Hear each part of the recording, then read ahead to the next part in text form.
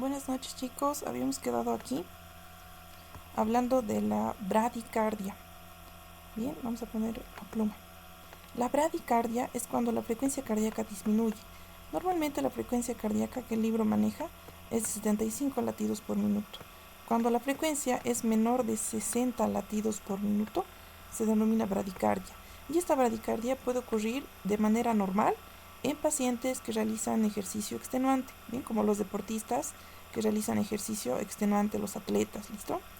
Bien, la bradicardia la bradicardia en los deportistas, junto con esto, que se conoce el agrandamiento del corazón, ¿no? El corazón se ha vuelto grande, porque el ejercicio no solamente hipertrofia los músculos del cuerpo, sino también hipertrofia el miocardio. Recordemos que el miocardio es el 95% de la pared, del espesor de las cámaras cardíacas, ¿listo? Bien, entonces los deportistas de alto rendimiento tienen bradicardia, que es disminución de la frecuencia cardíaca, miren, de 40 a 60 latidos por minuto, y también tienen esta llamada cardiomegalia, que su corazón se vuelve más grande. Al corazón al volverse más grande, aumenta, su eficacia como bomba. Bien, aumenta la eficacia energética del corazón. Al volverse este más grande y latir más lento, aumenta su eficacia. Bien, esa se conoce como cardiomegalia no patológica, o sea que no es una enfermedad. En otros casos, cuando el corazón se agranda, sí es una enfermedad, pero como esta cardiomegalia está dada debido al ejercicio, es una cardiomegalia normal, ¿listo? Debido al ejercicio fisiológico. Bien, nosotros para el ejercicio y la salud cardiovascular, es este subtítulo, ¿no? Y la salud cardiovascular. Bien, dicen que cuando hacemos ejercicio cardiovascular, el ejercicio cardiovascular por excelencia es el ejercicio de tipo aeróbico, ¿listo? El ejercicio de tipo aeróbico, como el trotar, ese es el ejercicio aeróbico. No es el ejercicio de pesas, ¿listo? El ejercicio aeróbico es el que moviliza el cuerpo, ¿bien? Ese es el aeróbico. El ejercicio aeróbico mejora la salud cardiovascular, ayuda a controlar el peso, disminuye la ansiedad, mejora la depresión y aumenta la capacidad de disolver coágulos. Recordemos que los coágulos están siendo formados por el TPA. Que los coágulos están siendo formados por la cascada de coagulación, ¿listo? Por la cascada de coagulación tenemos la vía extrínseca, iniciada por el factor tisular, ¿verdad? Por el factor tisular, y la vía intrínseca, que terminan activando al factor 10, y el factor 10 va a terminar formando el coágulo sanguíneo, ¿listo? Va a terminar formando el coágulo sanguíneo al convertir el fibrinógeno en fibrina, ¿listo? Ese es el coágulo. Entonces, el ejercicio aeróbico aumenta la capacidad de disolver coágulos. Al aumentar, ¿qué es lo que disuelve este coágulo? Lo que disuelve este coágulo en el cuerpo se conoce como TPA, ¿listo? Activador tisular del plasminógeno es lo que disuelve los coágulos en el cuerpo humano. Entonces estaría aumentando el TPA y la capacidad de disolver coágulos, protegiéndonos de un futuro infarto. Bien, entonces esto es lo que realiza el ejercicio de tipo aeróbico. Bien, ¿qué pasa cuando nosotros nos exponemos a altas temperaturas? Cuando estamos expuestos a altas temperaturas al calor, la frecuencia cardíaca va a aumentar, y cuando estamos expuestos a bajas temperaturas, la frecuencia cardíaca va a disminuir. Bien, bien. Al aumentar la frecuencia cardíaca, aumenta el gasto cardíaco. El gasto cardíaco es el volumen minuto, ¿no? Volumen minuto o gasto cardíaco, que es la cantidad de sangre que es eyectada por el corazón en un minuto, ¿verdad? Entonces el gasto cardíaco en reposo es 5 litros. Bien. Entonces, si estamos en calor, la frecuencia cardíaca va a aumentar y vamos a aumentar este gasto cardíaco, puede llegar a 9 litros, puede llegar a más litros, ¿bien? Gracias al calor.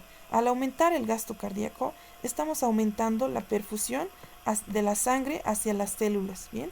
Estamos aumentando la cantidad de oxígeno celular.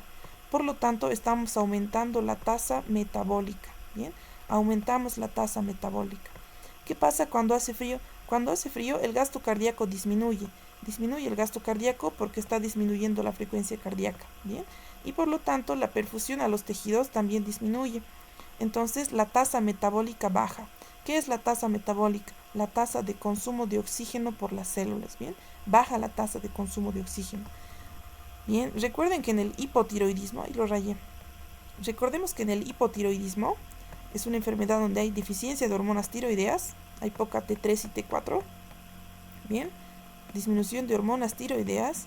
En este hipotiroidismo, también el hipotiroidismo ocasionaba que se baje la tasa metabólica basal, ¿listo? Ocasionaba que bajemos la tasa metabólica basal, es decir, que nuestras células empiezan a consumir menos oxígeno, ¿bien? Entonces disminuye también la frecuencia cardíaca. Son síntomas del hipotiroidismo, ¿no ve? Alguien con frecuencia cardíaca baja, alguien con poco gasto energético, poca tasa metabólica basal y alguien que tiene frío son síntomas del hipotiroidismo. Bien, ¿cómo nosotros vamos a controlar la frecuencia cardíaca? La frecuencia cardíaca está controlada a partir del centro cardiovascular que se encuentra a nivel del bulbo, ¿listo? A nivel del bulbo raquídeo. A partir del centro cardiovascular van a emerger eferencias simpáticas a través de los nervios estimuladores cardíacos. Estas eferencias simpáticas hacen que se aumente la frecuencia cardíaca al aumentar la despolarización de los distintos nodos, ¿no? Tanto el sinusal como el nodo auriculoventricular. Esto es por el sistema simpático, ¿bien? ¿Qué sistema hace que disminuyamos la frecuencia cardíaca y disminuyamos la contractilidad? El sistema parasimpático a través del nervio vago, ¿listo? El sistema parasimpático a través del nervio vago hace que disminuyamos la frecuencia y la contractilidad del corazón. Bien.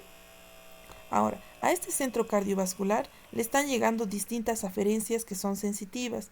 Por ejemplo, desde la corteza cerebral, desde el sistema límbico, desde el hipotálamo, le están llegando aferencias sensitivas. Y también desde los propioceptores, que estarían en los músculos, ¿verdad? En los ligamentos, los propioceptores, que detectan el grado de movimiento. Si nos estamos moviendo, necesitamos consumir más energía, necesitamos aumentar la frecuencia cardíaca. ¿Listo? Los quimiorreceptores detectan cambios químicos en la sangre, y esos cambios químicos pueden alterar la frecuencia cardíaca. Los varoreceptores, que se encuentran en la división de la arteria carótida común, en la arteria carótida interna y externa, detectan la presión arterial. ¿Listo?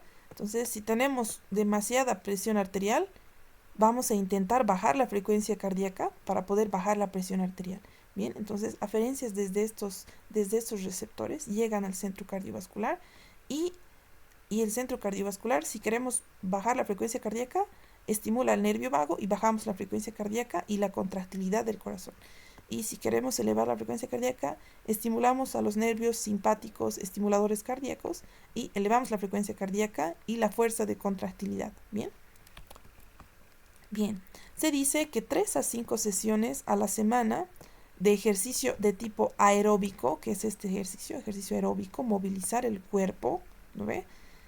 Durante 20 minutos, aumenta el gasto cardíaco y aumenta el índice metabólico, o sea, aumenta el consumo de oxígeno. ¿Listo? Y también realiza esto, crea nuevos vasos sanguíneos, ¿listo? Se aumenta la cantidad de vasos sanguíneos en el cuerpo. Se aumenta la cantidad de vasos sanguíneos dentro de los tejidos. Esto hace el ejercicio aeróbico. Entonces hace que después vayamos a tener más resistencia al ejercicio al tener más vasos sanguíneos en nuestros tejidos. Bien, ahora vamos a ir al apartado clínico, que voy a tratar de hacerlo un poco corto para que no sea muy tediosa la clase. Bien, el primer apartado que nos hablan es del trasplante cardíaco. ¿Para qué vamos a requerir un trasplante cardíaco? Un trasplante cardíaco se va a requerir debido a una insuficiencia cardíaca terminal, que es que el corazón falle completamente su función de bomba, es decir, ya no pueda eyectar sangre. ¿Listo? Cuando el corazón falla completamente su función de bomba, se conoce como insuficiencia cardíaca terminal y vamos a requerir un trasplante. Cuando hay enfermedades de las arterias coronarias que son graves, coronariopatías graves, también se va a requerir un trasplante. Bien, para nosotros hacer el trasplante, fíjense, esto es el espacio donde debería estar el corazón de alguien. Aquí lo han sacado su corazón. Y este otro corazón es el corazón que está siendo trasplantado, es el corazón del donante. ¿Listo? El corazón del donante. Bien. Cuando sacan el corazón, este es el receptor. Cuando sacan el corazón del receptor para colocar el corazón del donante, Fíjense qué parte están dejando. Miren, dejan la parte posterior de la aurícula izquierda. Miren, donde están llegando las 4 venas pulmonares, ¿no ve? Dejan la parte posterior de la aurícula izquierda para fácilmente después poder conectarlo al corazón del donante. Bien, y así se conecta el restante de la aurícula izquierda y se van a conectar las venas cavas. ¿Ven? Esa es la cava superior, esa es la cava inferior. Se van a conectar con la cava superior y la cava inferior del receptor. ¿Ven? Esa es la pulmonar del receptor y se tiene que conectar con la pulmonar del donante.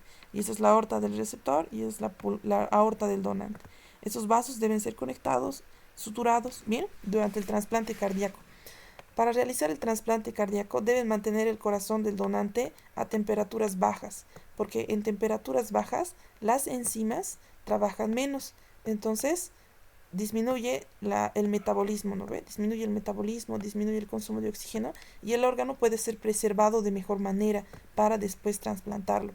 Una vez trasplantamos un órgano, es importante dar inmunosupresores, ¿no ven?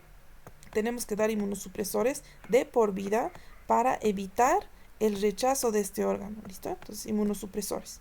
Bien, también nos hablan de de la aterosclerosis. Nos dicen que la aterosclerosis es un tipo de arterioesclerosis, ¿listo? Nos dicen que la aterosclerosis es un tipo de arterioesclerosis. Fíjense que esta es con R y esta es con T, ¿listo?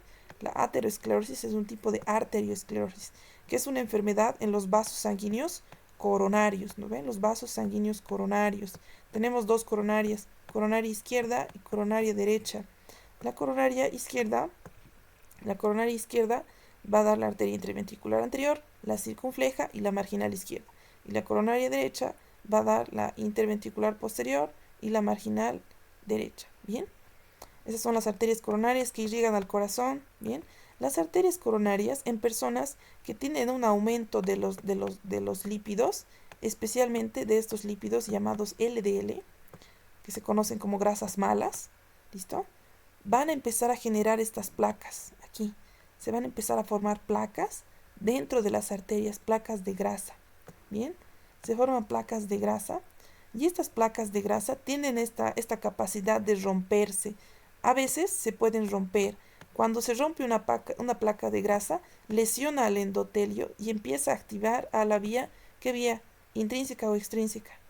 Si estamos lesionando la parte interna, se empieza a activar la vía intrínseca, ¿listo? Se activa la vía intrínseca de la coagulación y se empieza a coagular aquí.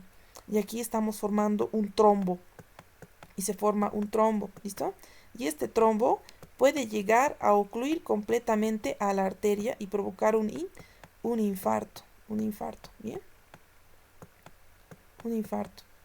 Bien, entonces estas placas arterioscleróticas, dependiendo del estadio en donde estén, van a comprometer una parte de la luz del vaso sanguíneo, ¿no? Comprometen un poco de la luz del vaso sanguíneo. En este caso, por ejemplo, compromete muy poco, entonces el paciente no lo siente para nada, el paciente está tranquilo. En este caso, ya está comprometido, miren, más de la mitad del vaso sanguíneo. Entonces el paciente ya tiene síntomas. ¿Qué tipo de síntomas puede tener? Angina de pecho, que es dolor en el pecho. ¿Listo? Puede tener ya dolores en el pecho. Bien. Y cuando se tapa completamente, ya puede tener un infarto. ¿Listo? El infarto va a cursar con una obstrucción de una arteria coronaria y que va a causar hipoperfusión tisular, va a causar hipoxia y después va a causar anoxia. Y la anoxia va a causar necrosis. ¿Listo? Bien. ¿En qué personas es más probable que sufran enfermedades de las arterias coronarias? En las personas diabéticas, ¿listo? Es un factor de riesgo la diabetes, la obesidad, las personas hipertensas, las personas de sexo, ¿de qué sexo? Más masculino, la gente que se infarta generalmente es hombre, ¿bien? La edad, las personas mayores de 45 años ya tienen más riesgo cardiovascular. La gente que es sedentaria, que no se mueve, ¿listo? Que no hace ejercicio. O gente que tiene predisposición genética también. La gente que tiene personalidad tipo A, esas personas que reniegan demasiado, ¿listo? Esa es la personalidad tipo A. O el principal factor de riesgo cardiovascular que tenemos es el tabaco, ¿bien? Fumar dobla el riesgo cardiovascular que tenemos, lo multiplica por 2 el riesgo cardiovascular, ¿listo? Lo principal es el tabaco. Fíjense que hay riesgos que se pueden modificar. Por ejemplo, se puede modificar la obesidad si bajamos de peso. Se puede modificar la personalidad, tal vez, ¿no? Tal vez podemos realizar algunos cambios mentales en la personalidad. ¿Se puede modificar el sexo? No. ¿Se puede modificar la edad? No se puede modificar. ¿El sedentarismo? Sí se puede modificar. Yo puedo decidir hacer ejercicio. La predisposición genética no se puede modificar. La diabetes no se puede modificar porque ya es una enfermedad diagnosticada. Ya no podemos modificar. Bien, entonces nosotros tenemos que ir con prevención a las partes que se pueden modificar. Tenemos que prevenir los factores de riesgo que son modificables. Bien, el fumar tabaco es el principal factor de riesgo modificable.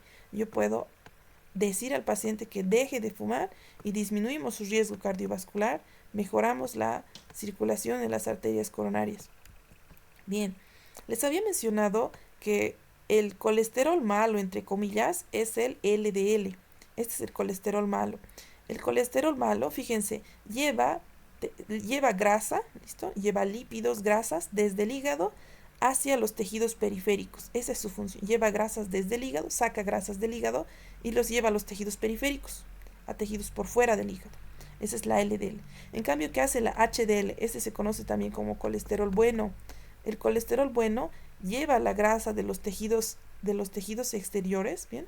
De los tejidos extrahepáticos, los lleva otra vez hacia el hígado, ¿bien? Los guarda otra vez al hígado. Eso hace la HDL. Bien, entonces la HDL se conoce como colesterol bueno y LDL como colesterol malo. ¿Qué ocurre?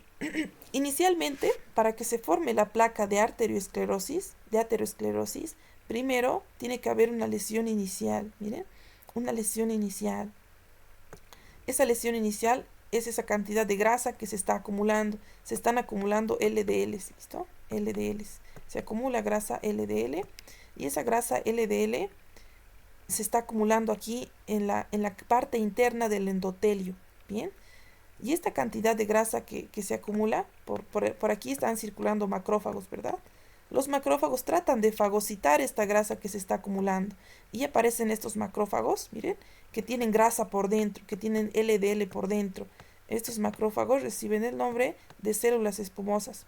Esas son las células espumosas. Bien, son macrófagos aquí, los macrófagos. Muy bien, y esos macrófagos, como células espumosas, también se pueden adherir a la placa, ¿listo? Se pueden adherir a la placa. Y conforme pasen los años, miren, aquí están pasando décadas, miren, segunda década, cuarta década, pasan décadas, pasan años, la placa va creciendo, la placa de grasa se va acumulando, ¿lo ve? Se va acumulando. Y fíjense aquí, pasa algo interesante. También empiezan a aparecer linfocitos T aquí, en esta placa.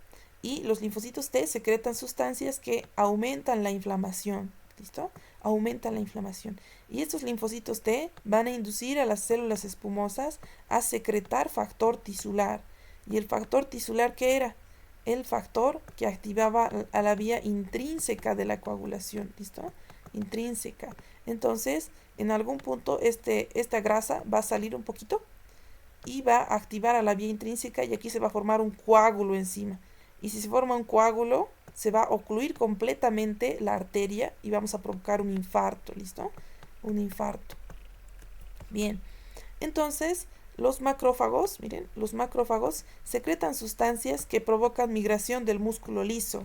Miren, aquí está la grasa, ¿no ve? Aquí está la placa de aterosclerosis. Aquí habían macrófagos que habían comido a la grasa, ¿no ve? Habían comido a las LDLs, habían comido, y se formaban las células espumosas, ¿no ve? Esas eran las células espumosas. Estas células espumosas van a secretar sustancias que van a hacer que el músculo liso, que está aquí en la túnica media del vaso sanguíneo, se dirija y forme una cubierta en esta placa. Miren, le está formando una cubierta a la placa. En este caso, miren, la cubierta es gruesísima. La cubierta es gruesa. Bien, entonces le forman una cubierta y hacen que esta placa esté bien protegida, esta placa de aterosclerosis. Bien, ¿qué ocurre a veces? A veces pasa que esta protección que tiene el trombo, que esta protección que tiene la placa de aterosclerosis, se rompe. Si se rompe la protección, se va a activar la vía intrínseca de la coagulación. Y si se activa la vía intrínseca, se va a formar un coágulo sanguíneo y vamos a tapar completamente la luz de este vaso sanguíneo y provocamos un infarto, ¿bien? Provocamos un infarto. Bien, fíjense, hay algunos estudios, por ejemplo que se conoce como ergometría. La ergometría es un estudio como el electrocardiograma, pero que se toma durante el ejercicio, ¿listo? Durante el ejercicio. Es importante tomarlo durante el ejercicio porque a veces hay enfermedades, por ejemplo, hay enfermedades coronarias en la cual el corazón suple perfectamente el gasto cardíaco. Se puede generar un gasto cardíaco adecuado cuando estamos en reposo, pero donde sí se nota que tenemos enfermedad es cuando hacemos ejercicio. Entonces, para esto sirve la ergometría, para poder diagnosticar enfermedades coronarias durante el ejercicio, ¿bien? Porque la mayoría se puede suplir durante el reposo, ¿bien? Tenemos que estar muy graves para que el corazón no pueda suplir las demandas durante el reposo. Bien, hay varios estudios que se pueden realizar para diagnosticar las enfermedades coronarias, como este. Esta es una gamografía. Las gamografías las vimos en el tema 1. Las gamografías son estudios en los cuales se inyectan sustancias que van a ir, se inyectan sustancias que van a ir hacia los tejidos que son más metabólicamente activos. Entonces se conocen como estudios de tipo funcional, ¿bien? Son estudios funcionales. ¿Por qué? Funcionales. Porque detectan la función de los ventrículos. Miren, esos son los ventrículos del corazón. Entonces detectan la función de los ventrículos y pueden detectar si hay partes de los ventrículos que reciben menos sangre que otras. ¿Listo? Entonces detectan enfermedades coronarias. Fíjense esta foto de aquí abajo. Esta es una ecocardiografía. Es una ecografía del corazón. Es sencilla de tomarla. Se le coloca el transductor por delante del pecho y se puede tomar la ecografía. Miren, en la ecografía el corazón se ve al revés. Aquí están los ventrículos y aquí arriba están las aurículas. Miren, aquí están las aurículas. Por lo tanto, estas válvulas, ¿cuáles son? Tin, tin. Aurículo, ¿ven? Las aurículo-ventriculares, ¿listo? Aquí vemos las válvulas aurículo-ventriculares, vemos el funcionamiento normal del corazón. Bien, es un ecocardiograma, es un ecocardiograma. Bien, la ventaja del ecocardiograma es que podemos obtener un video, ¿no? Con el ecocardiograma y también podemos ver si es que utilizamos Doppler. Si utilizamos Doppler, que es una parte especial del electrocardiograma, una función especial, el Doppler, podemos ver el flujo sanguíneo también, ¿listo? Fíjense en que vemos un electrocardiograma durante el que el paciente está haciendo ejercicio. ¿Cómo se llamaba? ¿Dónde está? Se llamaba ergometría, ¿listo? Se llamaba ergometría. Bien, ahora fíjense esta es una angiotomografía. Angio significa vaso sanguíneo. Es una angiografía, perdón. Es una angiografía coronaria. Es una angiografía. Lo que hemos hecho es inyectarle al paciente un contraste. Se le inyecta un contraste y el contraste va a pintar a las arterias coronarias y luego tomamos una radiografía de ese contraste y así salen pintadas las arterias coronarias. Si hubiera una obstrucción, se vería, ¿verdad? Si hubiera una obstrucción, se vería. Entonces se utiliza también. Hay un estudio todavía más bonito que es el que está al medio, es el más lindo. Se llama angiotomografía o angiotac. Angiotomografía. Miren la angiotomografía, a diferencia de la angiotomografía es 3D, puedo verla en 3 dimensiones, ¿bien? Se puede girar, como ven, y se hace una reconstrucción total del corazón y sus vasos sanguíneos, en donde nosotros podemos ver si es que hay enfermedades coronarias, si es que está obstruida alguna arteria o si es que está estenosada alguna arteria. Bien, en esta angiotomografía requerimos inyectar un contraste, y para inyectar un contraste generalmente colocamos un catéter dentro del paciente, que es una vía, ¿no ve? Donde colocar el contraste. Y por esa vía que colocamos el contraste, si es que nosotros encontramos, miren, por ejemplo, no sé, en esta arteria, que es la interventricular posterior, encontramos que está tapada. Si encontramos que está tapada, aprovechamos la vía que tenemos hacia el corazón y le inyectamos algo que disuelva ese coágulo. ¿Qué disuelve ese coágulo? Podemos inyectarle TPA. que es activador tisular del plasminógeno que disuelve el coágulo. Y otra cosa que le podemos inyectar es estreptoquinasa. La estreptoquinasa también disuelve los coágulos. Entonces podemos hacer un diagnóstico y un tratamiento con la angiotomografía. ¿Bien? Bien. ¿Qué otro tratamiento podemos hacer para un infarto? Podemos hacer esto, miren, que es hacer un bypass, se llama. Ese es el famoso bypass coronario. Bien. El bypass fue inventado por un médico argentino. Miren, un latino inventó el bypass. Entonces, unimos una arteria que está normal, que está sana, con la arteria que está ocluida. Hemos hecho un bypass, hemos hecho otra ruta para poder retornar la perfusión a esta arteria, para poder volver a retornar el retorno sanguíneo, ¿no? Para poder volver a perfundir a esta parte de tejido. Bien, se hace el bypass. Miren, aquí hay otro bypass. ¿Qué le hicieron un bypass? Entonces, se trata de saltar la obstrucción. Pónganse, esta arteria coronaria, ¿cuál es? Es la coronaria izquierda. Si estuviera ocluida aquí, miren, aquí estuviera ocluida la coronaria izquierda, tapada, yo puedo colocar otro vaso sanguíneo que vaya desde antes de la oclusión hasta después de la oclusión de la arteria, y así puedo hacer como una ruta alterna, ¿listo? Eso es el famoso bypass. Generalmente estas venas para el bypass sacan venas o de la pierna, ¿listo? Sacan venas de la pierna, como la vena safena. La vena safena de la pierna es la que se utiliza para el bypass. Bien, hay otra manera que es la de elección. La manera de elección de tratar un infarto es esta. Es meter un catéter, fíjense, generalmente a partir de la arteria femoral, metemos un catéter que es como un tubito, que se va por la arteria aorta, llega hasta el corazón, ¿no ve? Por la arteria aorta. Y ese tubito va a dirigirse hacia las arterias coronarias. Fíjense, aquí está el tubito, que se dirige hacia la arteria coronaria. Llega al sitio donde está la obstrucción, en este caso, miren, aquí hay una placa. Llega al sitio donde está la obstrucción, ¿y qué hace el tubito? Se va a inflar y se conoce como balón, ¿listo? Se va a inflar porque tiene un balón. Y el balón está envuelto en una mallita, miren, esa mallita se llama stent. Entonces el stent mantiene dilatado el vaso, mantiene abierto el vaso sanguíneo para que pueda seguir pasando la sangre, ¿listo? Ese es el tratamiento de elección, el que se debería realizar en todos los casos de infarto. Se conoce como que angioplastía, ¿listo? Angioplastía coronaria, porque estamos abriendo un vaso sanguíneo coronario, ¿listo? Ese es el de elección. Pero tenemos otros, como ser el bypass, ¿no ve? El bypass, que es un poco más arriesgado. Y también tenemos ¿no ve? En donde yo inyecto una sustancia que va a disolver el coágulo, ¿bien? Como estreptoquinasa o TPA, puedo inyectar y vamos a disolver el coágulo, ¿bien? Pero el de elección siempre es la angioplastía. Colocamos un catéter, se introduce hasta las arterias coronarias del corazón y se va a inflar un balón, y el balón va a dejar un stent que va a dejar abierta la arteria coronaria para que pueda perfundir, pueda viajar la sangre con normalidad por los vasos coronarios. Bien, lo bonito de este stent es que tiene una recubierta de fármacos antiproliferativos. Es decir, que en esta mallita no se va a volver a proliferar grasa otra vez, porque tiene unos medicamentos que son antiproliferativos. No se va a volver a proliferar otra vez otra placa en esa parte. Bien, vamos a ver algunas malformaciones del cardíacas.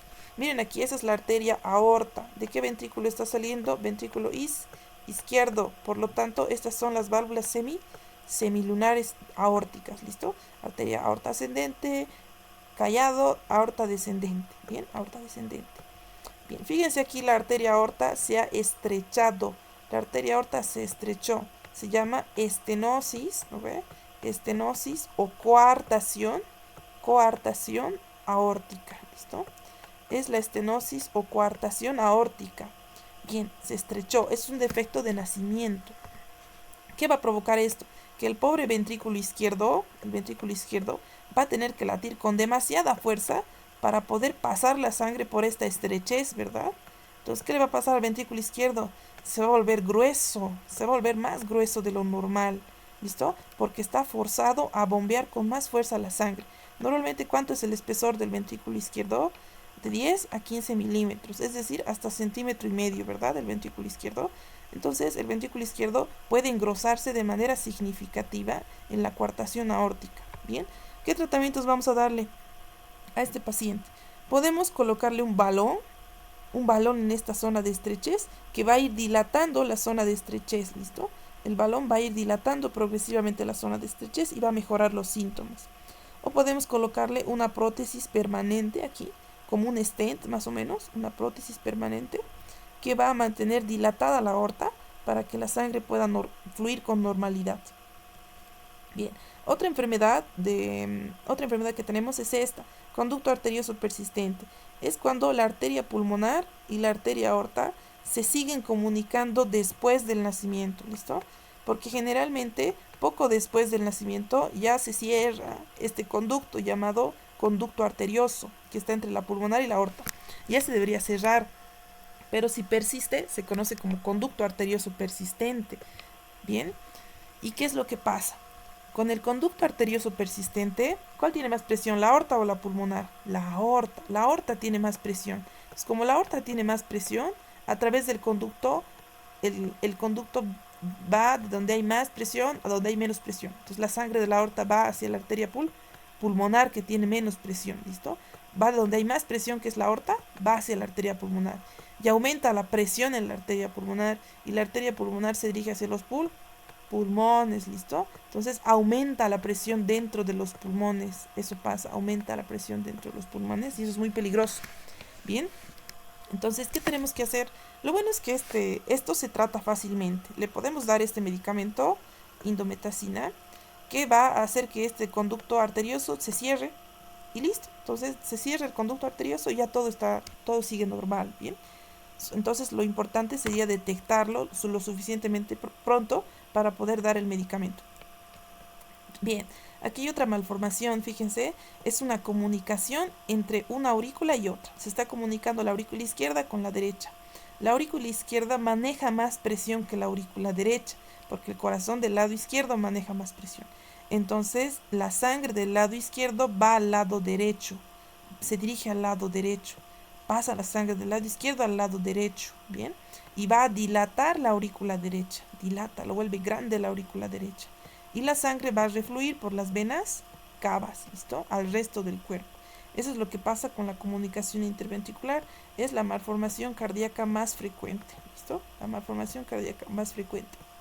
Bien, perdón. Tenemos otra que es la comunicación interventricular, que es porque existe un defecto en el tabique interventricular, ¿listo? Defecto en el tabique interventricular. La sangre va del ventrículo izquierdo al ventrículo derecho, del ventrículo izquierdo que tiene más presión al ventrículo derecho que tiene menos presión, y dilata el ventrículo derecho, dilata el ventrículo derecho. ¿Bien? Muy bien. Fíjense aquí, para que haya comunicación interauricular, ¿qué tuviera que estar persistiendo? El foramen oval, no se olviden. Aquí hay una estructura que se llama foramen oval, que ya debería estar cerrado para cuando nosotros nacemos, ya debería estar cerrado. Y se conoce ya no como foramen, se conoce como fosa oval, ¿listo? Fosa oval. Entonces, cuando el foramen oval persiste, existe esta malformación llamada comunicación interauricular. Bien, hay una más que se conoce como tetralogía de Fallot. La tetralogía de Fallot se llama tetralogía porque son 4 anormalidades que existen. Miren, vamos a empezar por esta. Miren esta válvula, es la válvula de la arteria pulmonar. La válvula de la arteria pulmonar está muy estrecha, muy estrecha. Entonces, el pobre ventrículo derecho, para poder mandar sangre a través de esta válvula pulmonar que está estrecha, tiene que hacer demasiado esfuerzo, porque está muy estrecha, está casi cerrada. Entonces, ¿qué le pasa al ventrículo derecho? Se hipertrofia, se engruesa el ventrículo derecho para poder mandar sangre por la arteria pulmonar que está estrechada. ¿Bien? Ese es un motivo. Esas son 2. Miren, ese es 1 y 2. De las 4 cosas que pasan en la tetralogía de Fallot. La tercera cosa que pasa, fíjense, es que la aorta está muy gruesa. La aorta se llama aorta cabalgante. Aorta cabalgante. Es una aorta grande. Aorta cabalgante es una aorta grande que está tanto en el ventrículo izquierdo como en el ventrículo derecho. está cabalgando ambos ventrículos, recibe sangre de ambos ventrículos, ¿ven? Y por último, hay una comunicación interventricular, se comunican ambos ventrículos, ¿listo? Esas son las 4 características de la tetralogía de Fallot. Se comunican ambos ventrículos, hay una aorta cabalgante que recibe sangre tanto del ventrículo derecho como del ventrículo izquierdo, y hay una arteria, hay una válvula pulmonar muy estrecha, muy estenótica, que va a condicionar que el ventrículo derecho sea muy grueso, ¿listo? Para poder vencer esa presión y poder sacar sangre por la arteria pulmonar. Son las 4 anormalidades de la tetralogía de Fallot. Esta tetralogía de Fallot provoca que el niño tenga muy poco oxígeno en su cuerpo. Entonces, cuando nace, se conocen como niños o bebés azules, ¿listo? Los bebés nacen azules, los de tetralogía de Fallot, nacen azules, ¿bien? Nacen con hipoxia. Ahora, nosotros tenemos varias razones por las cuales nuestro corazón puede provocar arritmias. Arritmias, vamos a ver ahora esto, arritmia. Una arritmia es cuando la frecuencia cardíaca no es regular. Generalmente la frecuencia cardíaca es de 75 por minuto, ¿no ve? 75 por minuto. Es una frecuencia regular, ¿listo? Regular. Es decir, que ocurre una cantidad de veces en intervalos regulares en un determinado tiempo. Eso es regular, ¿bien? ¿Qué pasa cuando existe, digamos, demasiados latidos aquí? Y aquí existe poquitos, 1, 2, 3. Es una frecuencia cardíaca irregular. Se conoce como arritmia, ¿bien? Y las arritmias pueden darse por diversas causas, miren. El estrés puede provocar arritmias. La cafeína, el alcohol, la cocaína, la nicotina puede provocar que el corazón no lata de manera regular, conocido como arritmia o disritmia también. Bien, las malformaciones congénitas, como las que vimos, ¿no ve? La comunicación interauricular, comunicación interventricular, esas pueden provocar que haya arritmias. También los infartos. Cuando un infarto se hace muy extenso, provoca arritmias graves, por ejemplo, como la fibrilación ventricular, que es una arritmia letal, ¿listo? Es una arritmia de las que se asocia generalmente a muerte. La hipertensión, también cuando hay mucha presión elevada, provoca arritmias. Cuando hay hiperpotasemia, cuando el potasio se eleva en sangre, provoca arritmias. Cuando hay hipertiroidismo, el exceso de hormonas tiroideas hace que la frecuencia cardíaca se aumente demasiado y también puede provocar arritmias, ¿bien? Las enfermedades valvulares también provocan arritmias. Entonces, todas esas son causas de arritmias. Bien, las arritmias, como vemos aquí, normalmente el corazón, miren los QRS, el corazón está generando impulsos de despolarización en una frecuencia, ¿no ve? Generalmente a 75 latidos por minuto. Bien, puede ir desde 60 o puede ir hasta 100 latidos por minuto.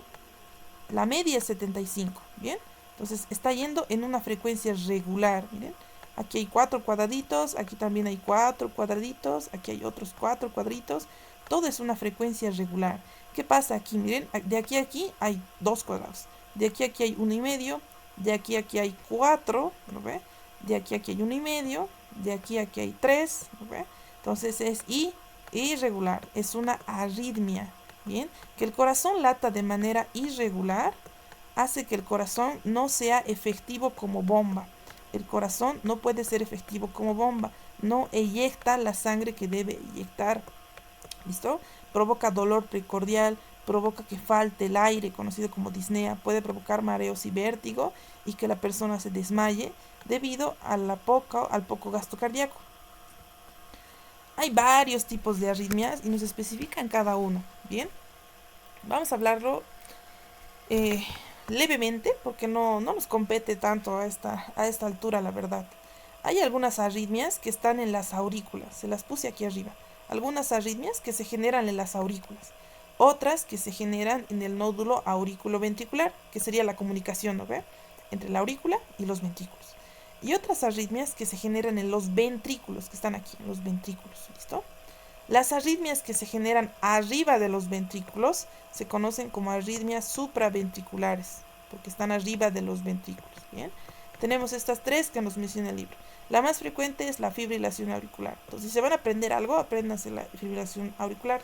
Es cuando la aurícula se contrae de manera asincrónica, claro, por eso es una arritmia, a una frecuencia de 300 a 600 latidos por minuto. hasta 600 veces se puede contraer por minuto. Es grave, ¿no ve? La fibrilación auricular es una arritmia frecuente, es una arritmia muy frecuente. Bien, luego tenemos aletea auricular, miren, donde la contracción es menor, miren, es menor que en la fibrilación, pero la característica es que es regular, miren, es interesante, se considera arritmia, pero sus latidos son de frecuencia regular, entonces, ojito con eso. Luego tenemos extrasístoles, miren, que son latidos antes de lo esperado, aparece un latido entre dos latidos, ¿listo? De repente, pum, aparece un latido extra, eso es un extrasístole. Normalmente aparece en gente sana, no está asociado a alguna enfermedad. Bien, tenemos los bloqueos de conducción, que son bloqueos entre las aurículas y los ventrículos, ¿listo? Se bloquea el nodo aurículo-ventricular. Y tenemos de primer, de segundo y de tercer grado, los bloqueos de conducción. Y por último tenemos estas dos arritmias que se encuentran en los ventrículos. Las arritmias que se encuentran en los ventrículos suelen ser más graves, ¿listo? Que las que se encuentran en las aurículas. Bien, las arritmias que se encuentran en los ventrículos suelen ser más graves. Bien, las extrasístoles ventriculares, igual que las auriculares, son latidos antes de lo esperado. Miren, hay una contracción en la diástole. Normalmente la diástole que hay relajación, ¿no ve? Entonces, antes de lo esperado hay una contracción. Y son relativamente benignas, pero también las extrasístoles pueden estar relacionadas a enfermedades cardíacas, ¿bien? Entonces, cuando se trata de extrasístoles ventriculares, de los ventrículos, hay que preocuparse. En cambio, con las auriculares generalmente no, ¿listo? Generalmente no. Bien, veamos esta última. Taquicardia ventricular. Es cuando los ventrículos laten a una frecuencia alta, miren, a 120 latidos por minuto y siempre está asociada a una enfermedad o a un infarto reciente. La taquicardia ventricular puede terminar en otra arritmia que se conoce como fibrilación ventricular, donde los ventrículos son totalmente asincrónicos. Entonces, en la fibrilación ventricular se ve algo así, el electrocardiograma, totalmente asincrónico, ¿listo? Esa arritmia de fibrilación ventricular es un ritmo preparo, se llama, es un ritmo preparo cardíaco, o sea, es un ritmo premuerte cardíaca. Bien, entonces recuerden, fibrilación ventricular, esa que parece así, que no se sabe nada, si en el electrocardiograma se ve así, gigante, esa es la fibrilación ventricular que está relacionada al paro cardíaco, es un ritmo premuerte. Bien, ¿qué vamos a hacer nosotros con las arritmias? Si alguien detecta algún tipo de arritmia, cualquiera de estas arritmias, miren, podemos detectar estas arritmias, se pueden dar medicamentos antiarrítmicos. Bien, hay algunos medicamentos antiarrítmicos, son muchísimas clases de medicamentos antiarrítmicos que se pueden dar, pero, vamos a poner aquí el puntero, ya. Entonces se pueden dar medicamentos que son los antiarrítmicos para evitar estas arritmias. ¿Listo? Pero ¿qué pasa si estamos frente a una taquicardia ventricular, que puede ser grave y puede desencadenar en esta fibrilación ventricular, que es muy grave, ¿no ve? Entonces, cuando los pacientes están inestables, cuando pierden la conciencia gracias a estas arritmias, o cuando están inconscientes debido a estas arritmias, ¿listo? Cuando está fallando la bomba cardíaca debido a estas arritmias, se llaman pacientes inestables, ¿listo? Cuando hay pacientes inestables debido a estas arritmias, vamos a usar esto, ya no vamos a usar medicamentos, vamos a usar el desfibrilador, ¿listo? El desfibrilador. Bien, utilizamos el desfibrilador para realizar una cardioversión. ¿Ve? Realizamos una cardioversión eléctrica para volver a retornar a un ritmo normal. El ritmo normal recibe el nombre de ritmo sinusal. Es un ritmo que está dado por el nódulo sinusal, ¿listo? Entonces debemos utilizar la cardioversión para retornar a un ritmo sinusal, ¿bien? Muy bien. Eso podría ser, pero hay gente que entra en arritmia todo el tiempo y que todo el tiempo no puede estar así, ¿no ve? Bajo este riesgo de morir y tener que realizarle cardioversión eléctrica. No. Entonces se le puede implantar estito que pareciera un marcapaso, ¿no ve? Pero no es un marcapaso. es un cardiodesfibrilador implantable. Es un desfibrilador, así como este, es un cardiodesfibrilador que va a enviar impulsos aquí, va a enviar la cardioversión, se llama cardioversión, para volver a retornar a un ritmo normal cuando existe una arritmia. Bien, entonces aquí va a tener implantado su cardiodesfibrilador, y cuando el cardiodesfibrilador detecte una arritmia, él va a mandar clic, va a mandar la electricidad, y vamos a volver a retornar de la arritmia a un ritmo normal. ¿Listo? A un ritmo normal. Eso se puede implantar también, pero es caro. Bien. Ahora, el último que vamos a ver es la insuficiencia cardíaca congestiva, ICC o insuficiencia cardíaca congestiva. La insuficiencia cardíaca es cuando el corazón pierde su función como bomba, ¿listo? Disminuye su función como bomba, ya sea por un infarto. Los infartos provocan que partes del corazón se vuelvan fibrosas, y esas partes del corazón que se vuelven fibrosas no son contráctiles, entonces disminuye la eficacia del corazón. Malformaciones congénitas, por ejemplo, tetralogía de Fallot, ¿no ve? Comunicaciones interventriculares grandes, pueden provocar que el corazón entre en una insuficiencia, que ya no funcione como bomba, o enfermedades valvulares grandes. Bien, entonces cuando hay una insuficiencia cardíaca, ¿qué es lo que ocurre? Los ventrículos no pueden bombear sangre hacia las arterias, no pueden bombear la suficiente sangre hacia las arterias. El gasto cardíaco disminuye el gasto cardíaco, que es el volumen minuto, ¿verdad? Gasto cardíaco, volumen minuto, disminuye, ¿bien? Disminuye el gasto cardíaco. Entonces, si no se puede enviar sangre, miren, por ejemplo, de este lado, si el ventrículo derecho no puede enviar sangre a la pulmonar, el ventrículo derecho va a refluir su sangre a las aurículas. Y las aurículas van a refluir su sangre hacia las venas cavas, que están en todo el cuerpo, ¿no? que van a ir a recoger la sangre de todo el cuerpo. Entonces, todo el cuerpo va a tener aumento de sangre, ¿no? Va a tener aumento de líquidos, y se va a provocar edemas, ¿listo? Como hinchazones en todo el cuerpo, va a haber como hinchazón en todo el cuerpo, debido a este reflujo que ha habido. Bien, vamos a borrar. Debido a este reflujo que ha existido. ¿Qué otra cosa puede pasar? Miren, aquí vamos a hacer el ejemplo con el otro lado. Bien, si el ventrículo izquierdo no tiene la capacidad de bombear por la aorta, no puede bombear por la aorta, hay una insuficiencia cardíaca. Si la sangre no sale por la aorta, el ventrículo refluye la sangre hacia la aurícula. Y la sangre de la aurícula, ¿hacia dónde va? Hacia las venas pulmonares. Entonces la sangre se va a los pulmones, fíjense, la sangre se va a los pulmones. ¿Y qué ocurre si la sangre se va a los pulmones? El paciente no respira bien. Si no respira bien se llama disnea. ¿Listo? La dificultad respiratoria se llama disnea. Entonces todos esos son síntomas de la insuficiencia cardíaca congestiva. ¿Listo? Que el corazón tenga falla como bomba. Bien, ya. Con esto habríamos concluido la parte de correlación clínica. Espero que les vaya bien mañana. Gracias. Vamos a descartar.